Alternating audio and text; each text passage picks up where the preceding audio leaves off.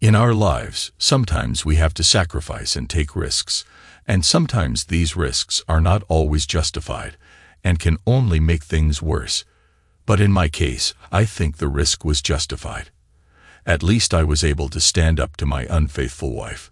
It was Friday afternoon, at 4 p.m. for those unfamiliar with military time used in law enforcement. That's 4 o'clock in the afternoon. Government offices generally quiet down around this time on Fridays, and our offices at the Mason County Sheriff's Department were no different. Shift change had passed at 3 p.m., and most staff with regular office hours had left early, using some of their accumulated comp time.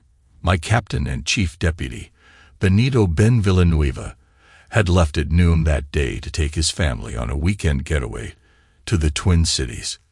Meanwhile, I was eagerly awaiting the return of Deputy Christopher Hayes, my day shift lieutenant, from an important assignment I had assigned him earlier in the week. My name is Sean Patrick Quinn, Jr., but everyone knows me as Pat. I've recently been elected and sworn in as the sheriff of Mason County. Today marked the end of my first official week in office, having been sworn in the previous Monday morning. Initially, I had tasked Chris Hayes with an assignment right after the swearing-in ceremony, intending for him to carry it out later that day. However, I had a change of heart and postponed it until this afternoon. One of the responsibilities of lieutenants is to deliver warrants, notices, and official documents upon request. The sheriff's office charges $80 for this service to the public, a fee I considered money well spent. Therefore, I assigned my trusted lieutenant the job of serving divorce papers to my soon-to-be ex-wife, Clarissa, this afternoon. As I sat in my office, I eagerly awaited his arrival to hear how it went. At around 4:03 p.m., a visibly furious Lieutenant Chris Hayes stormed into my office. "The next time you decide to get divorced, Pat, you can personally deliver those damn papers to that woman." I guess the serving didn't go smoothly. I chuckled. "Look at this, Pat," Chris said, pointing to the right side of his face. His cheek and ear were bright red. "That crazy woman slapped me across the face." "She did what?" I couldn't believe it. "I'm not kidding. I handed her the papers, and she slapped me across the face." "Oh my God." I burst into laughter. "That's the most incredible thing I've ever heard. Please tell me you're serious." "Absolutely not. I'm serious," he stated, settling into the chair across from my desk. She came to the door, and I politely asked if she was Clarissa Marie Quinn. She confirmed it. I then said, "Clarissa Marie Quinn, you have been served." She completely lost it, got into a heated argument with me, started crying hysterically, and topped it off with a forceful slap right across my cheek and ear. You have no idea how much it stings to get slapped on the ear like that, Pat, even coming from a woman. I'm sorry. I managed, struggling not to burst out laughing. "I'm not laughing at you getting slapped. I'm just amazed she lost her cool like that." Then a sudden realization hit me. "Oh my God, please tell me you had your lapel camera rolling during all of this. Please tell me you were smart enough to have it on." The lapel cam. Of course, it was on. How could I be so? "Oh, I see what you mean." Chris finally caught on. Last summer and fall, I effectively served as the interim sheriff, while my predecessor, William Bud Roberts, was in a lame duck phase and absent from his duties.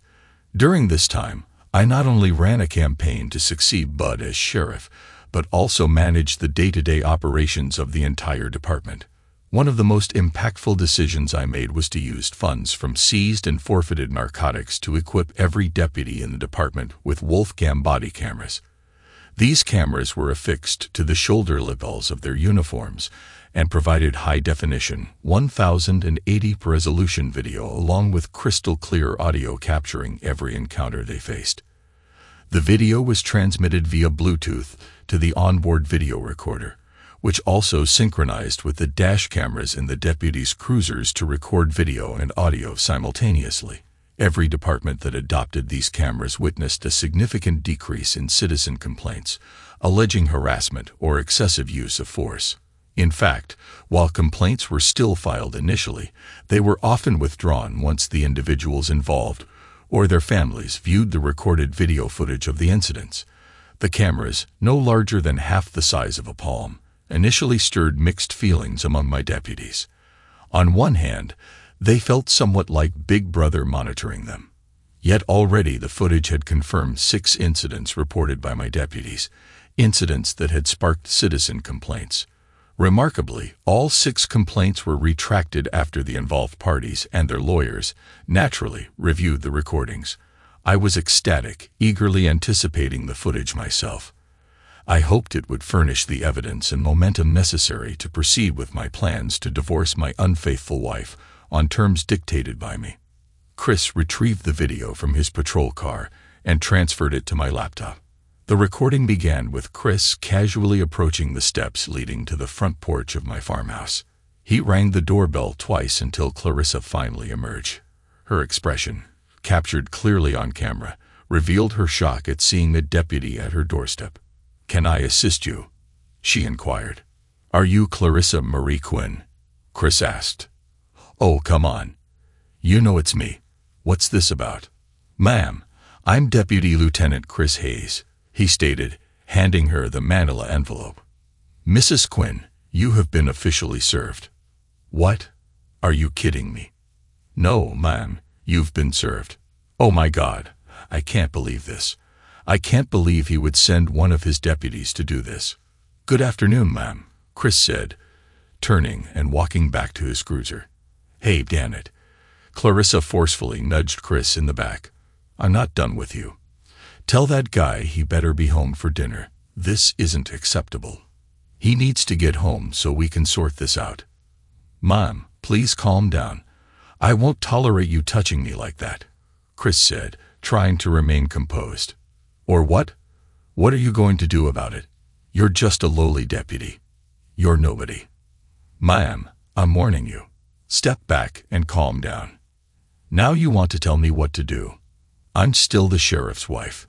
Clarissa advanced, brandishing a manila envelope as though threatening to strike him. "Tell Patrick he better be home by 6.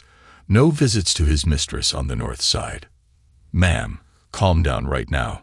Chris reached out, placing a hand on her shoulder to halt her approach. Instead of calming her, it triggered Clarissa into a full-blown meltdown. "Get your hands off me, you jerk," she yelled, swatting his hand away. "Don't you dare touch me ever again." And then smack. Clarissa slapped Chris hard across his right cheek. "And tell that guy to get his ass home right now," she shouted, turning and storming back into the house. "Oh my God, that was amazing," I exclaimed, bursting into hysterical laughter. "But seriously, Chris, why didn't you arrest her right there?" "To be honest," Chris replied, "I was so stunned I didn't know what to do. I wasn't sure whether to cuff her and take her in or leave it for you to handle, so I came back here and left the decision up to you." "No way, Chris. You're going back out there and arresting her for assaulting a police officer," I insisted. "You're already knee-deep in this, and wouldn't you love a little payback? Imagine how satisfying it would be to take her to jail, book her, snap her mugshot, basically to totally humiliate her for slapping you."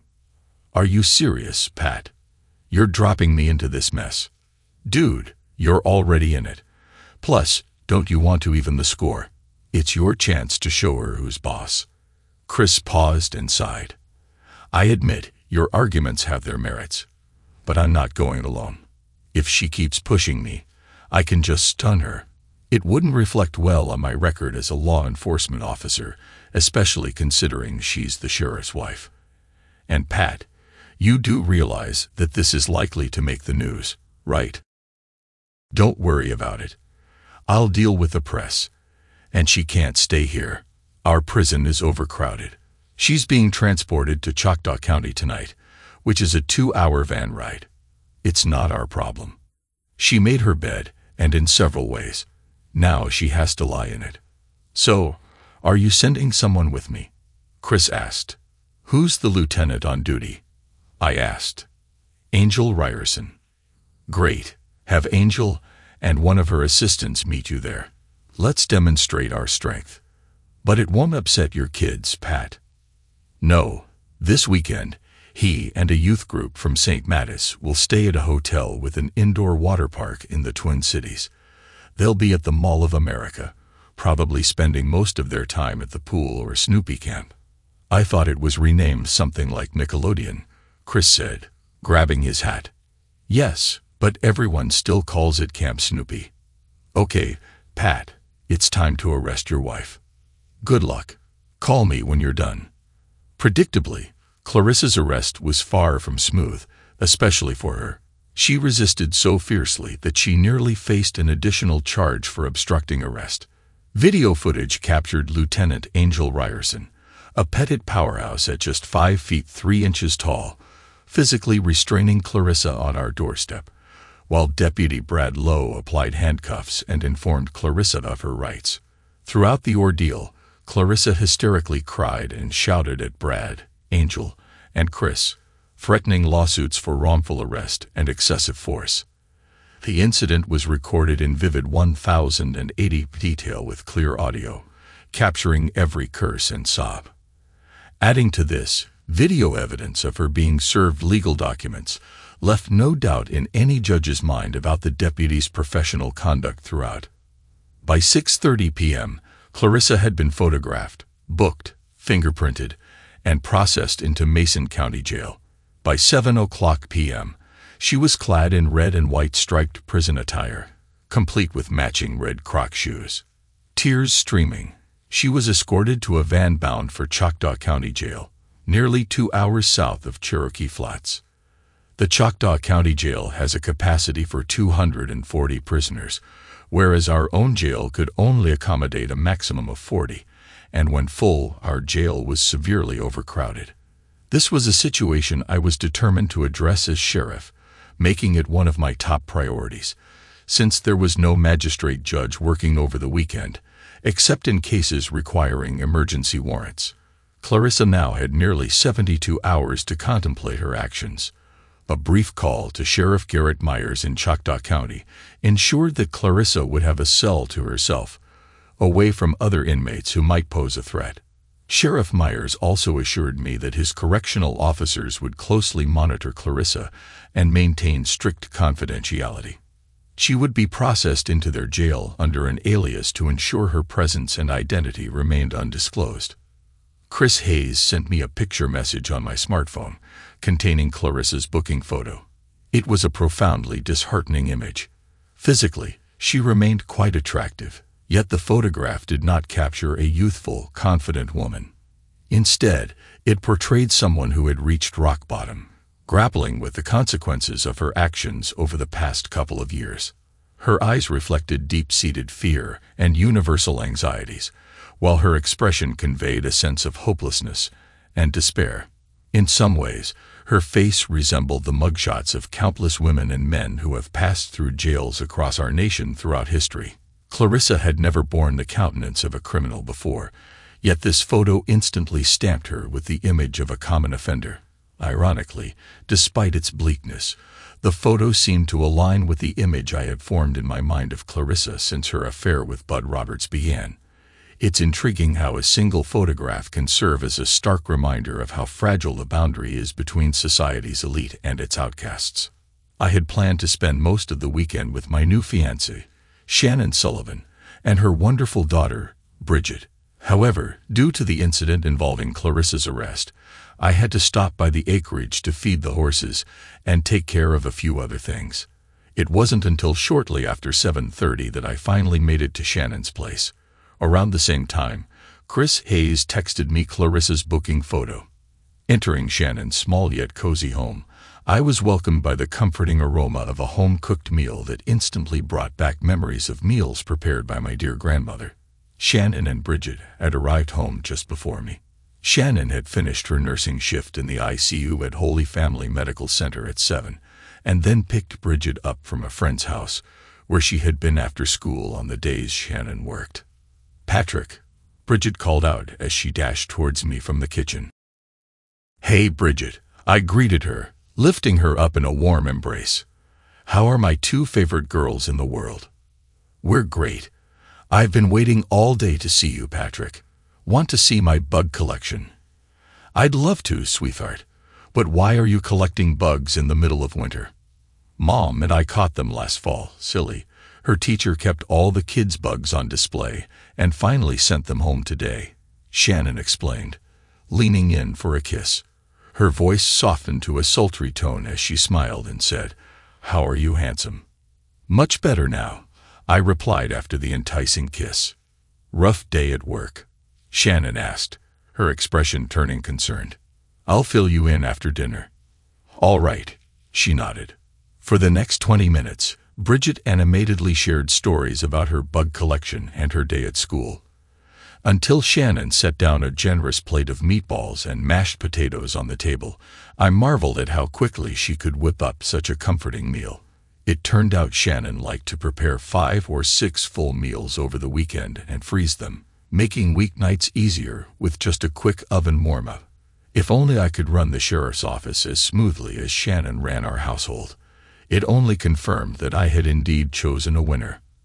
After dinner, I assisted Shannon and Bridget with clearing the table and tackled most of the dishes, my way of showing appreciation for the delicious meal. We played Bridget's favorite board game, Bonkers, before it was time for her bedtime story. Tonight, I read her The Lorax by Dr. Seuss. Once Bridget was tucked in, I joined Shannon in the living room. She had changed into pajamas and a Minnesota State sweatshirt, sipping juice instead of her usual wine. "No wine tonight?" I asked. "Not tonight, love. I've got work tomorrow, and promised Mindy Sutherland I'd cover for her at 6. Mom's coming early to take Bridget to the ranch for the day." "Ah, I see. She'll have a great time, I'm sure." "You're welcome to a glass, though." "I think I will," I replied, pouring myself a generous glass of Chardonnay. I'm no wine expert, unsure of the rules about when to drink it, but Shannon's peach Chardonnay suited me just fine. I settled beside her on the couch, letting go of the day's stress in my first week as sheriff. That was the sigh of someone who had a tough day. I thought things were going pretty smoothly until now. "They are mostly," I replied, taking a long sip of wine.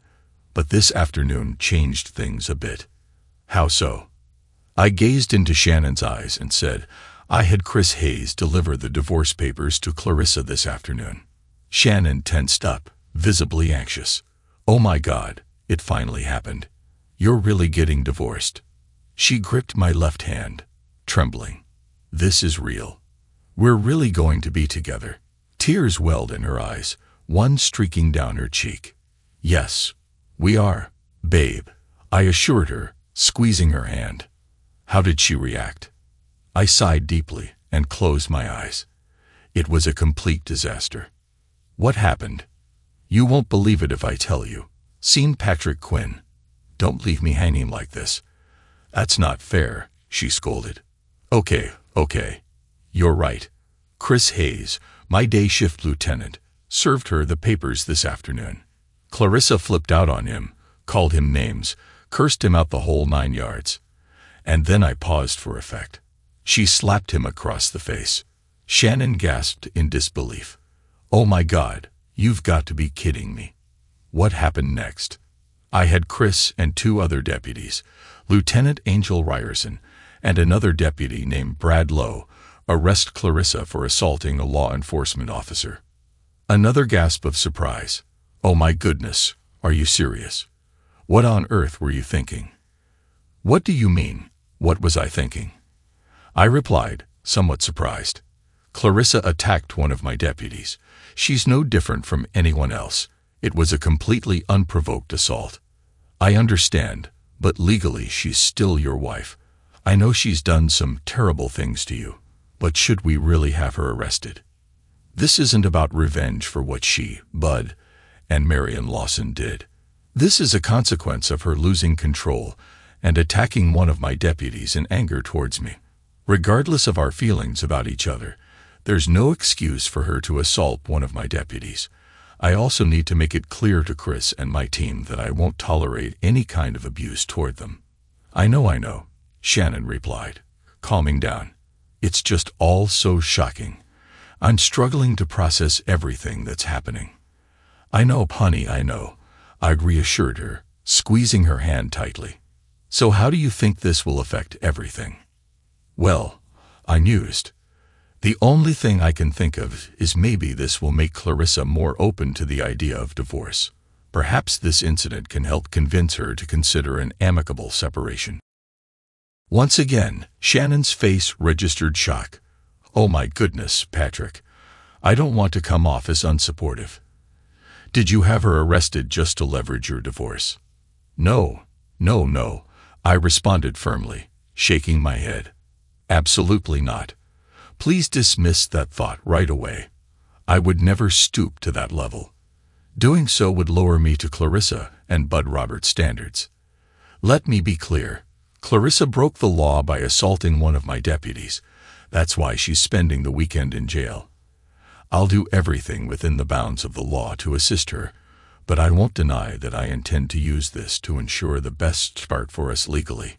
If that means using her arrest to facilitate a smooth, amicable divorce, then I'll do it. But understand, I won't use it against Clarissa in our divorce proceedings. My goal is to help her see reason and minimize the impact on our boys. You're right, Patrick. I should have known better.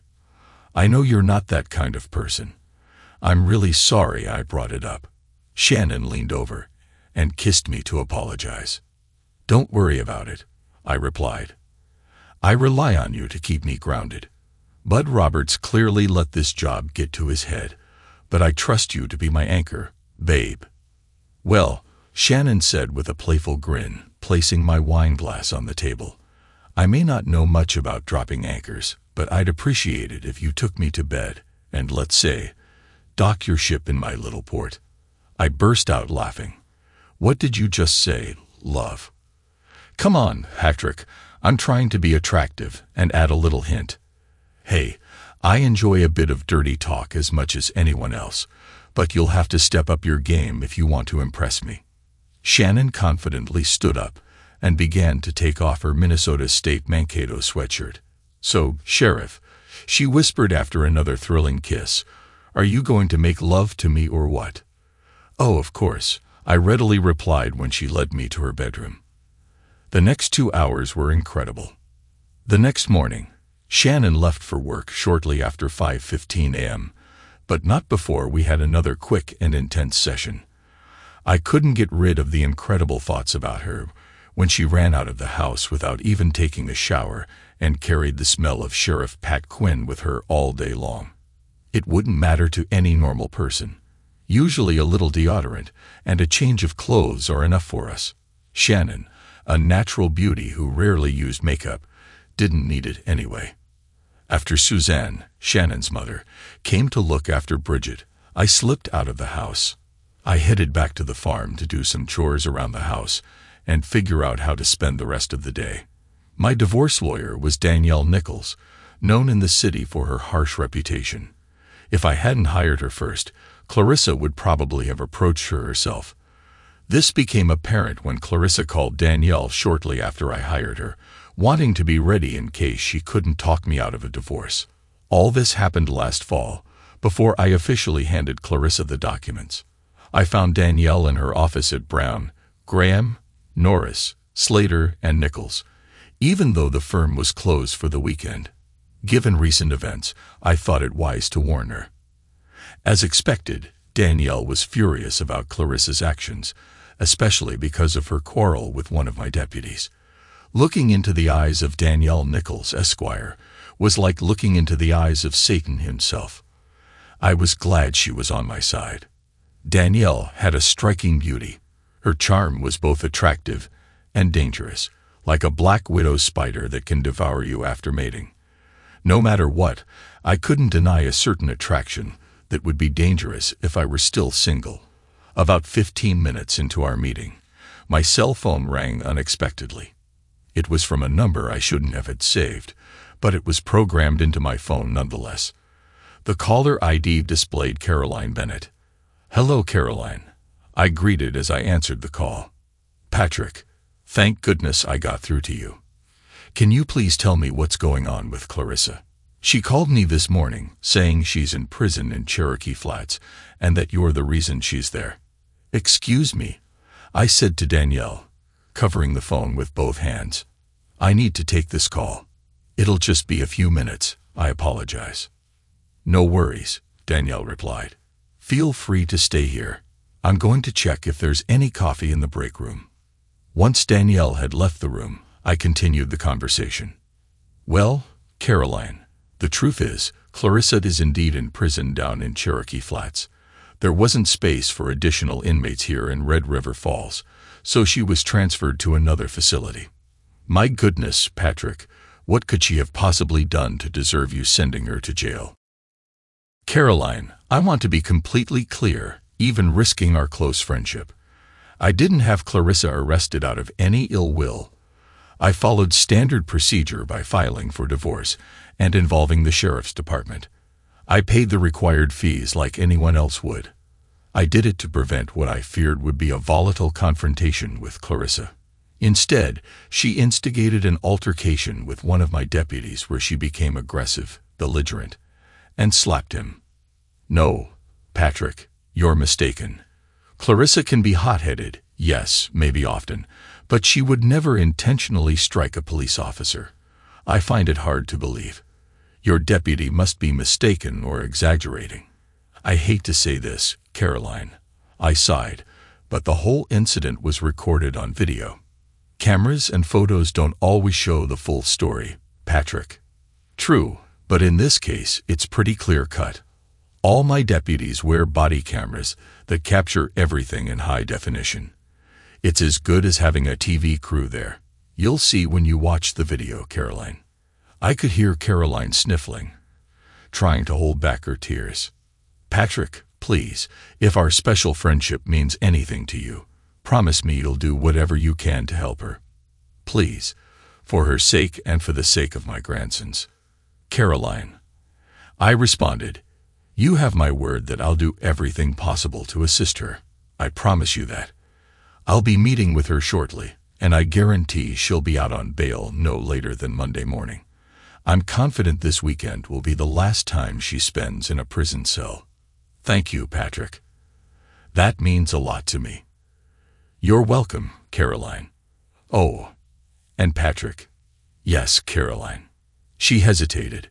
"Never forget how much you mean to me, Patrick. I know there's someone new in your life. I can only hope she treats you as I would treat you if you were mine. The way you deserve." Now it was my turn to search for words. "I appreciate that, Caroline. And never forget how much you mean to me, too. Goodbye, Patrick. We'll talk again soon. I'll look forward to it." And with that, she hung up.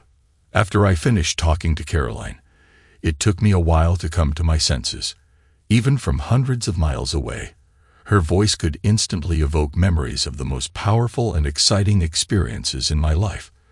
Despite the fact that Caroline Bennett was over 50, she remained strikingly beautiful, possessing charm and sensuality that women half her age would envy. There was something about her that always attracted me. Having Shannon in my life has been a real blessing.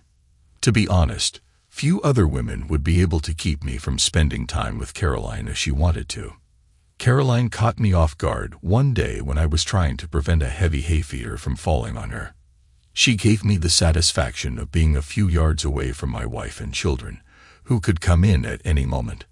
Later, we had lunch together by chance, and Caroline was sitting at our kitchen table with a noticeable stain on her shirt right in front of her own daughter. What can I say? I have a weakness for women who are persistent in their desires. My duty is to protect and satisfy. As I was pondering these thoughts, Danielle returned to her office with 2 cups of freshly brewed coffee. Placing one in front of me on her desk, she seemed the type who could easily exert her influence over me or any man. For that matter, she proudly described herself as happily divorced. Previously married to Karsten Brown of the law firm Brown, Graham, Norris, Slater and Nichols, Danielle had joined the firm as an associate attorney. Her rise to partner coincided with her personal relationship with Karsten, who had divorced his previous wife shortly after Danielle joined the firm. The scandalous nature of their affair was fodder for gossip, perfectly illustrating the saying, "There's not much to see in a small town, but what you hear sure makes up for it." "Now," Danielle said, settling back into her high-backed chair, "let's strategize how we're going to handle that unpleasant wife of yours." Danielle thought I was crazy for trying to negotiate a fair divorce settlement. She was confident that she could leverage Clarissa's arrest to secure everything I desired, using the threat of more prison time for her. However, all I really wanted from Clarissa was a quick and uncomplicated divorce. My goal was a clean 50-50 split of our assets and shared custody of our boys.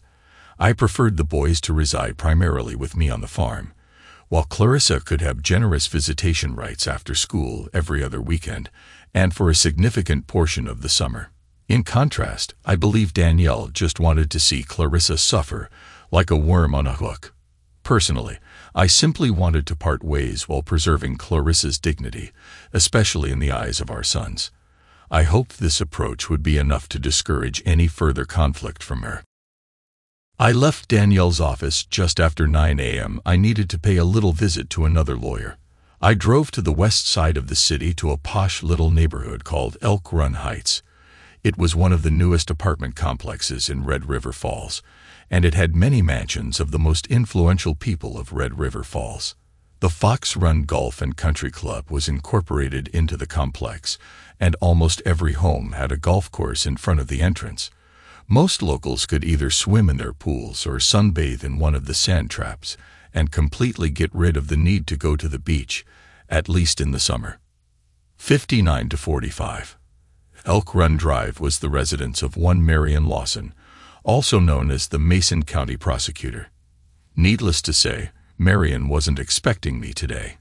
Considering it was the middle of January, I wouldn't bother the four of them. Marion, it turned out, preferred threesomes, especially with my wife and Bud Roberts. He also had a penchant for which he could have been jailed for life, but it was a secret only between Marion and me, although it could easily have been revealed to the whole world if he had angered me. I approached the grand brick house and pressed the doorbell. Marion himself appeared shortly after. "Jesus," he muttered at the sight of me. And here I was having such a good weekend. "Good to see you too, Marion," I replied as Lawson lingered at the half-open door. "So, are you going to invite me in?" "Not unless you've got a damn good reason," he grunted. "Oh, I assure you I have business to discuss." "Does this concern me at all?" he asked pointedly. "Marion," I said sharply, "everything I do has some connection to you." Marion rolled his eyes and reluctantly opened the door wider. "My study's on the left. And for God's sake, take off your shoes so you don't mess up my newly refinished hardwood floors." "Well, it's almost like we're settling in for a visit," I teased. "Don't get any ideas. You're not staying long enough to watch the playoffs, and every beer in the fridge has Marion written on it, not Patrick. Doesn't matter. The Vikes were out ages ago anyway." "Damn it, Pat. The Vikes were out before the preseason, for crying out loud," he grumbled. "How can you stand to support those losers?" "Hey, now to hate my team is to hate me," I retorted. "Do you really want me to respond to that, Quinn?" "Probably not," I conceded. We entered the house and headed towards Marion's office when his wife, Patty Jean, noticed us from the sprawling open kitchen. The aroma of whatever she was cooking was irresistible, and my empty stomach reminded me that I hadn't eaten yet. "Oh, hello, Sheriff. What brings you here today?" Patty called out from the kitchen. Before I could respond, Marion cut in. "He won't be staying long. We have some important business in the study. Make sure we're not disturbed." Patty Jane looked visibly disappointed by her husband's stern tone, but her face lit up again when I added, "It's great to see you, Patty. Whatever you're cooking smells amazing." "Thank you, Patrick. You should come over for dinner sometime." "I'd love to, and I'll bring my fiancé along with plenty of bad jokes and a big appetite." Patty Jin burst into laughter, but Marion quickly ushered me into his office, closing and locking the door behind us. "By the way, you're not coming for dinner," Marion remarked as he gestured for me to take a seat in front of his grand oak desk. But Patty Jane just invited me, Marion. It would be rude to decline. Marion shot me an irritated glance from his flamboyant chair. Did you come here just to annoy me, Pat? Or do you actually have something important to discuss? Tell Patty not to go overboard. I'm a simple man with simple tastes. Damn it, Sheriff. Meatloaf, mashed potatoes, and gravy. Comfort food always hits the spot for me, especially in winter. I bet Patty could work wonders with that. Her cooking seems to be doing wonders for your figure, Marion. I chuckled. I'm giving you a warning, Pat. My deputies arrested my wife last night. Lawson's jaw practically hit the floor. What? Are you kidding me? No, I'm not. She was served with divorce papers yesterday, and she assaulted one of my deputies.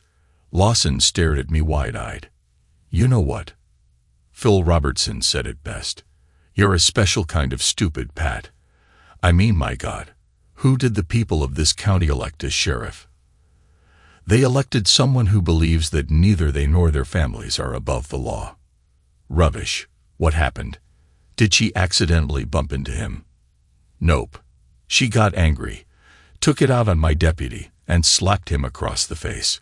We have it all on video. Who? Who what? I asked, confused. Who was the deputy she slapped? Lieutenant Chris Hayes. Oh, Jesus, Lawson said, grimacing and shaking his head. Figures, if that incompetent fool isn't messing something up right this minute to deserve a slap, then it's only a matter of time. He's probably getting slapped right now by his tattooed, druggy girlfriend. I shifted uncomfortably as I prepared to defend Chris and Tanya. I can assure you Lieutenant Hayes is not unintelligent, and neither is his new wife. In fact, she likely has the highest IQ in Mason County. The only mark on her record is a minor possession charge from Massachusetts. Are you kidding me? You let your damn deputy marry that woman.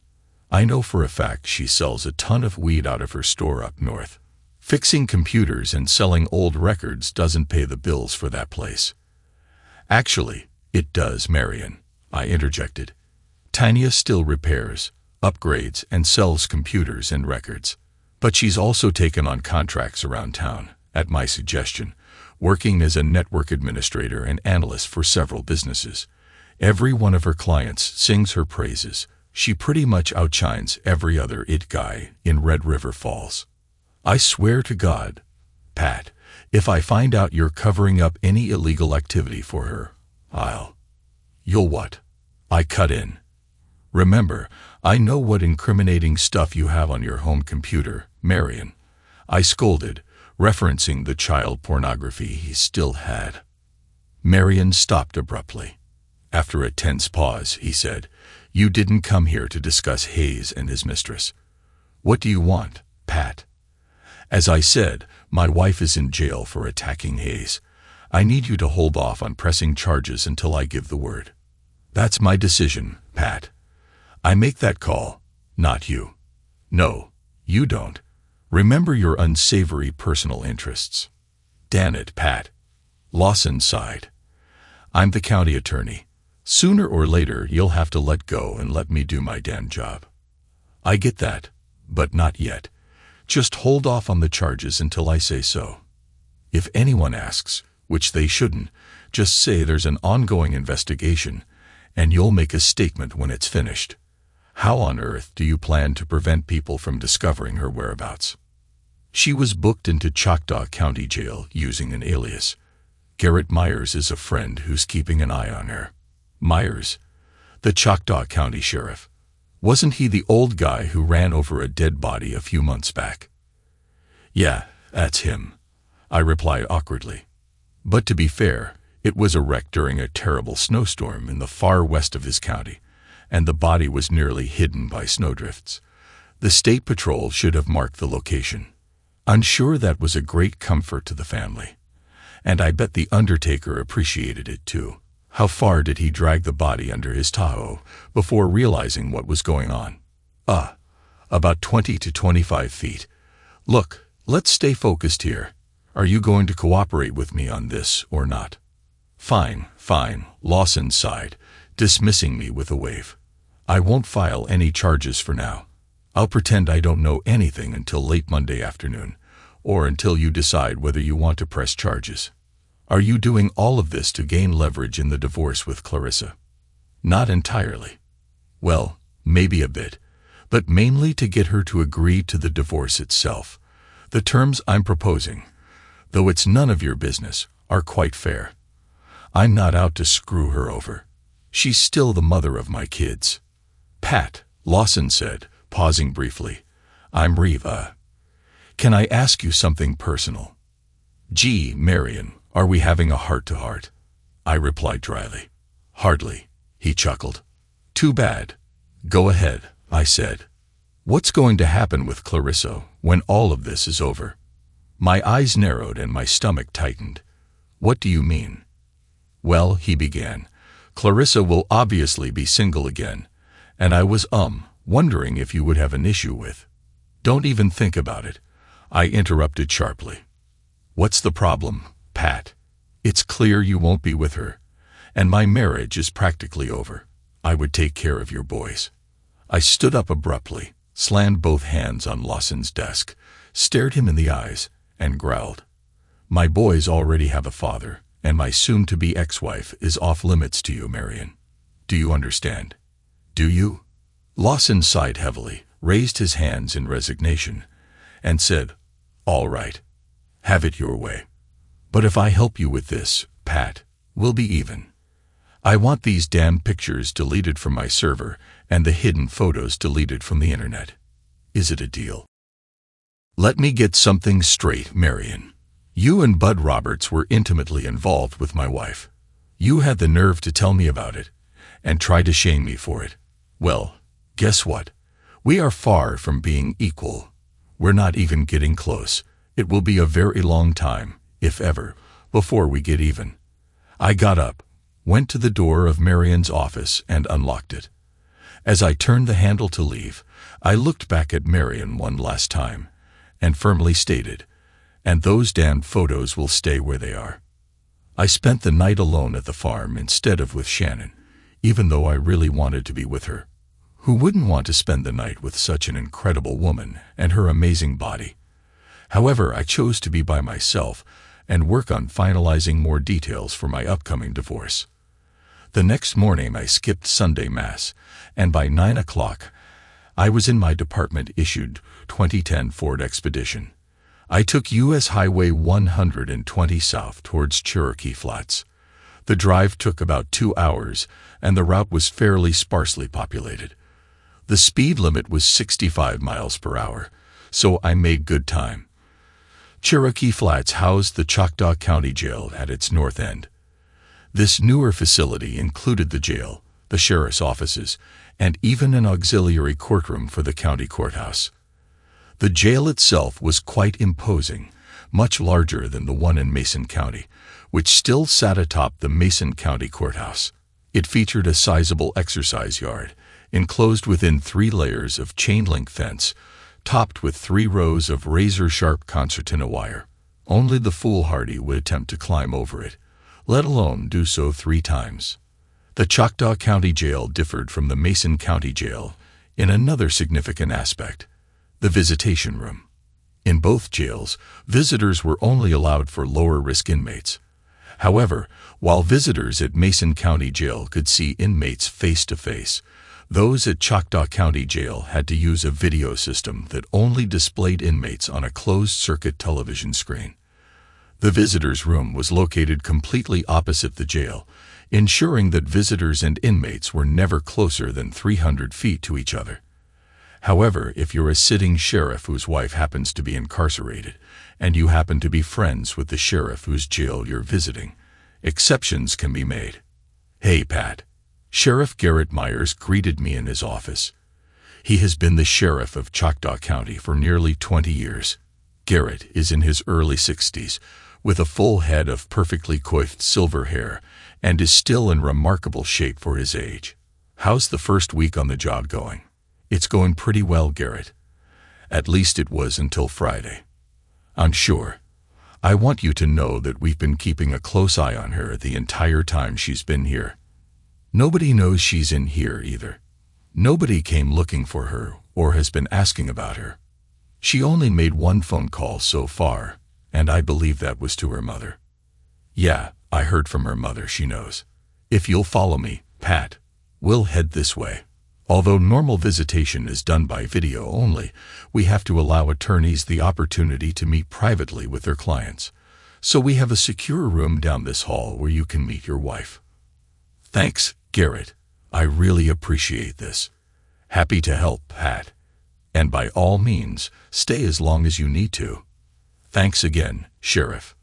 I was led into a small 8x8 room with a metal table and 2 metal stools, all securely fastened to the floor, presumably to prevent inmates from throwing them at their attorneys. The room was not equipped with audio or video recording to maintain attorney-client privilege. Before entering the jail, I secured my personal firearm and underwent a pat-down and electronic search. I waited about 5 minutes before the door opened.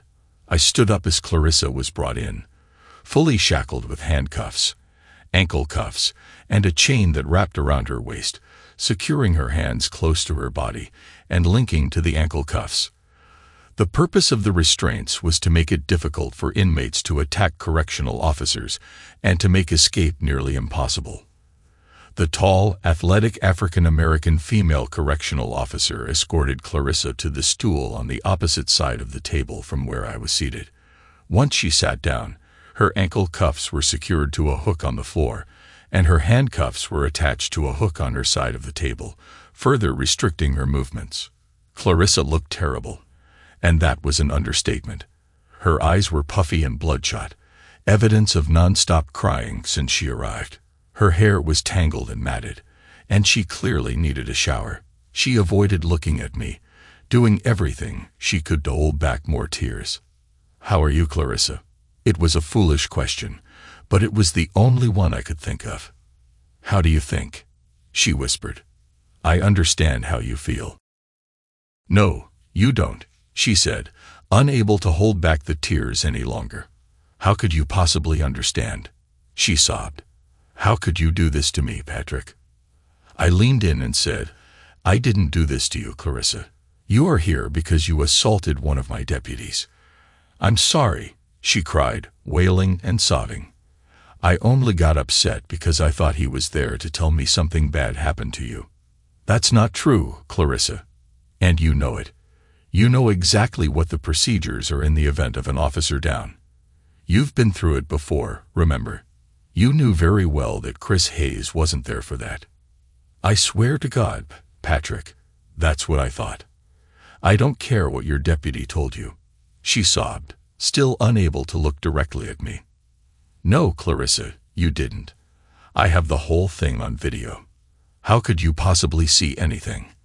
His car was parked in the driveway, Patrick. It's my word against his. Clarissa, several months ago, we purchased small cameras that the deputies wear on their uniforms, just like their radios. The cameras captured the entire event. Chris Hayes approached you, served you the papers, and then you followed him back towards his car.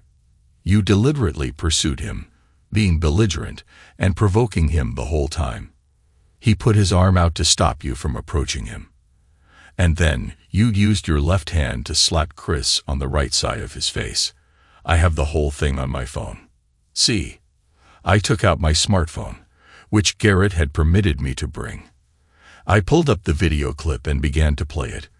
Clarissa initially refused to look at my phone, convinced until the very last moment that there was no way the entire situation could have been recorded. However, the moment she heard the unmistakable and crystal clear sound of her own voice, she stopped crying instantly and stared blankly at the video, too shocked to speak. When the video finished playing, Clarissa looked away from me again, this time in shame. "Patrick, what's going to happen to me?" "Well," I said, putting my phone back in my pocket, "that all depends on you. Right now you're facing an assault charge, specifically, assault of a peace officer. That's an aggravated misdemeanor. You could theoretically be looking at 2 to 5 years in prison." "Oh my God," she whispered. "Please tell me you're going to help me, Patrick." "I will help you, Clarissa, but you are also going to help me." What do you want me to do? I want you to sign the divorce papers. I want you to accept them, sign them, and make this entire process as smooth and painless as possible for us, and for Nick and Jake. Is that what this is all about? You had me arrested to get what you want in the divorce." She burst into tears again, seething and struggling to control her breathing. "No, Clarissa. Make no mistake. That's not why you ended up in jail. You could have just accepted the papers and lost your temper with me later.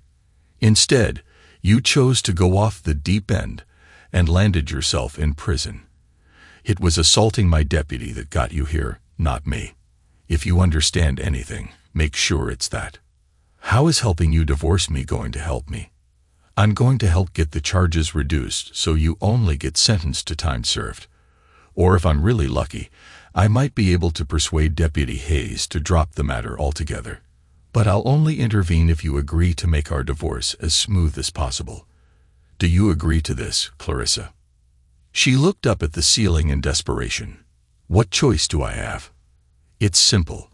You can either choose to help yourself or not. But I don't want a divorce, Patrick. How many times do I have to say it? I don't want a divorce. I don't want to split up our family. I want us to stay together. Clarissa, do you remember what we talked about before we got married? Do you recall what we said would happen if either of us ever cheated?" Tears streamed down her face as she closed her eyes, recalling our conversation from long ago. "We always agreed that infidelity was a deal-breaker. You wouldn't tolerate it from me, and I wouldn't tolerate it from you. We said we could handle anything except cheating. But I was wrong, Patrick. I think we can survive this if we just work on it. I want to work on it. I want us to love each other again like when we first fell in love. I want us to feel special again. I want to feel your love and make love like we used to, Patrick." "You know what, Clarissa? I'm hearing you say I a lot. In other words, it's all about you. This whole sorry affair has been all about you and what you want. You know what I get to hear from you? I haven't heard you say, 'I'm sorry, Patrick. Sorry for the hell I've put you through these last 2 years. Sorry for the pain, heartache, and humiliation I've caused you.' I never heard that from you, Clarissa. And if you say it now, it won't mean anything because you'll only be saying it to get out of here and to escape a tough situation. There's no easy fix for this. There's no easy way out. But I really am sorry, Patrick. I'm sorry I haven't said it until now, but I believe we're stronger than we think. I've seen a new side of you, Patrick. I admit I took you for granted, but now I see how tough you are. I've seen how hard you fought back. And I know you can fight just as hard for our marriage if you really want to," she pleaded. "But I don't want to, Clarissa. I don't want to fight this battle anymore. I just want it to be over. You have no idea what you've done to me. All I see when I look at you is something that used to belong to me but was taken from me. If we ever tried to make love, I constantly wonder if you were thinking of Bud Roberts or some other guy you were with, torturing myself with thoughts of whether you wished you were with them instead of me. I always wonder if I was strong enough, eloquent enough, or loved enough to satisfy you. I'd even doubt if you thought I was a good enough father to our boys. I can't go through that for the rest of my life, Clarissa. I just can't." Clarissa sat there quietly sobbing. I hoped it was because she was finally realizing the impact of what she had done to me, our marriage, and our family. Yet, I couldn't dismiss the possibility that she was mourning the lost opportunities she once had. "Please try, Patrick. I'm begging you." "I can't, Clarissa," I said, tears welling up in my eyes and a lump forming in my throat. "There's too much to overcome. I'll never, ever be able to get over what you and Bud Roberts did. I know myself well enough to understand what I can handle and what I can't. You almost cost me my family and my very freedom, Clarissa. There's no coming back from that. Just please sign the papers. Sign the papers and I'll do whatever I can to help you get out of this mess, or at least make it less terrible than it is. If you ever really loved me or cared about me, please do this one thing for me. At the very least, you owe me that." Clarissa held her head in her hands and sobbed for nearly 5 minutes. In the end, she struggled to regain some semblance of composure, wiped her tears as best she could, and then, with shackled hands, accepted a pen from me and signed the divorce papers, agreeing to all of my terms. I would give Clarissa half of the farm's equity and split all our savings equally. I would also keep her on my insurance until she found suitable employment with her own insurance, or for up to 1 year, whichever came first. I would assist Clarissa in finding appropriate housing that could serve as a second residence for the boys, with the farm remaining their primary home. Additionally, I would pay up to 1 year's rent to help her get settled and continue making payments on her Explorer until it was paid off. I would also cover her cell phone expenses for at least 1 year. My attorney, Danielle Nichols, thought I was crazy for agreeing to these terms. She was probably right. After all, Clarissa's mother, Caroline, was now involved with Martin Belmont, a multi-millionaire many times over. I had no doubt that Caroline would do whatever was necessary to support her daughter.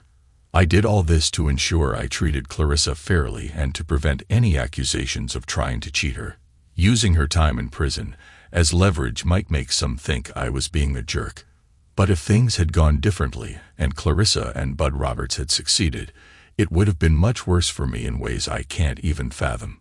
Bad things happen to cops who go to prison. I did have a surprise in store for Clarissa, though. I managed to secure a release order from Judge Hannah Burton, allowing Clarissa to be released on her own recognizance. It was quite unusual, especially since I had to personally visit the judge at her home to get the paperwork signed. Even though Clarissa was held in Choctaw County Jail, the case originated in Mason County, so our jurisdiction held. Certainly, there would be public outcry over this decision, but I was indifferent by this point. The positive aspect was that it would bring Clarissa joy. The downside was the prospect of driving 2 hours home with her. Sheriff Meyer's team took about 45 minutes to complete Clarissa's release from Choctaw County Jail. This included giving her a private shower before release, signing paperwork, and collecting her few personal belongings. I had brought a change of clothes for her, and by 1 p.m., we were leaving Cherokee Flats and heading home. We sat in complete silence for nearly an hour before either of us spoke. Eventually, I couldn't bear it any longer. "Are you hungry?" I asked. Clarissa continued to gaze out the passenger window and shook her head. "At least would you like to stop for a drink?" "I don't want a divorce, Patrick. I signed the papers, but I didn't want to." I kept both hands firmly on the wheel and gripped it in frustration. I took a deep breath through my nose and exhaled slowly. "Clarissa, we've already discussed this. It's final as far as I'm concerned." She wasn't crying actively, but tears streamed down her face. "If you're trying to torture me, Patrick, it's working." I couldn't take it anymore. I hit the brakes hard without locking them and pulled over to the side of the road, slamming the lever into park. "Torturing you, Clarissa? What about me, huh? What about torturing me? Do you think life with me would be torture, Patrick? Damn it, Clarissa. Can't you see? I'm not talking about living with you. I'm talking about the mess I'd be in if your fling with Bud Roberts had worked out. But it didn't, Patrick. It fell apart. Maybe there's a reason it did. Maybe we're meant to stay together. At least we need to try to move forward. I can't, damn it. For God's sake, Patrick, why not? Why can't we try to move forward together? Why is divorce the only option?" I looked away from her. Her indifference to her own falsehood and utter insanity now disgusted me both physically and emotionally. I sat for a while, trying not to see her pleading gaze out of the corner of my eye. I did my best to look away. It took all my strength to pull myself together, suppressing the urge to do something terrible to Clarissa. Then thoughts of Shannon came flooding back to me, bringing a familiar wave of calm. I focused on my purpose in life, closed my eyes, and imagined her, the feel of her body, the strength of her embrace, the taste of her lips, and the scent of her soap, lotions, and perfumes. At that moment, I regained enough control of myself to finally tell Clarissa what I'd been struggling to formulate all this time. "I can't, Clarissa. I can't leave this in the past. To do so would be to return to who I was before, to someone who trusted you and loved you unconditionally, to someone who never doubted your loyalty and affection. What you've done has fundamentally changed me, Clarissa, on a deep level. Your affair with Bud Roberts, your plans to destroy me, all of this has turned me into someone I could never have imagined becoming. It's both amazing and tragic. To save myself, I had to learn to think as ruthlessly as you and Bud. I had to cheat, beg, borrow, and steal to provide myself with everything I needed, just to avoid getting into trouble. I have violated laws I pledged to uphold in order to serve what I believed was a greater cause. I have stretched legal boundaries to maintain the fabric of justice, protecting an unsuspecting public from dangerous individuals who might otherwise roam freely due to the actions of you and Bud Roberts. I have become everything I once despised: devious, manipulative, conniving, underhanded, and any other derogatory terms you can imagine. But I never did any of this for myself. I did it for my team. I did it for the broader public. I did it for my team. I did it for the broader public. I did it for you. I even did it for Bud Roberts and Marion Lawson. Clarissa, my hands are not stained with blood, but they are certainly dirtied. I'm not the righteous Dudley Doe. Right, I once was. However, the silver lining, Clarissa, is that your and Bud's actions have transformed me into a survivor. I can honestly say there is nothing I wouldn't do to protect my family, friends, and the people of Mason County from harm. I have stared death in the face due to my unwavering commitment to this cause, and have lived to tell the tale, both literally and metaphorically. I shifted the expedition into gear, signaled, and merged the big SUV back onto the highway heading towards Red River Falls. So, Clarissa, you were right. I'm tough as nails, fighting for your life, whether against death itself or an existence worse than death in jail. Will do that to a person. I won't thank you for tearing our family apart, but in a strange way, I appreciate you for making me stronger. Without you, I wouldn't have been ready to take on the role of sheriff. I fell silent after that, and the rest of the trip passed in silence between my soon-to-be ex-wife and me. For Clarissa, it was truly a journey into the unknown, as she now had to determine her own path forward. Only she could decide which direction to take. All I knew was that her future wouldn't include me, at least not as her husband. When we got home, Clarissa went straight upstairs without a word and went to bed.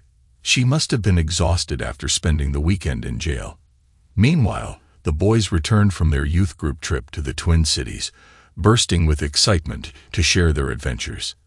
As I listened to their energetic chatter, I realized how fortunate I was that they hadn't been home all weekend, as I would never have had Clarissa arrested if they had been here instead of 200 miles away.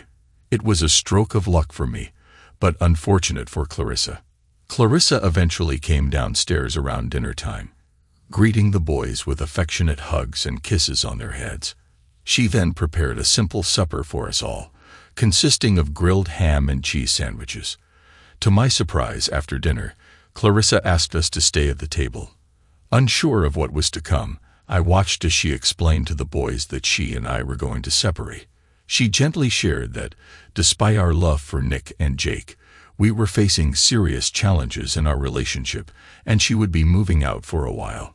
Clarissa went to the extent of stating that it was her decision, not mine, and pleaded with Nick and Jake not to be upset with me. She did stretch the truth a bit by saying she wasn't sure how long we'd be apart, explaining it was just enough time for her and I to resolve some differences we had.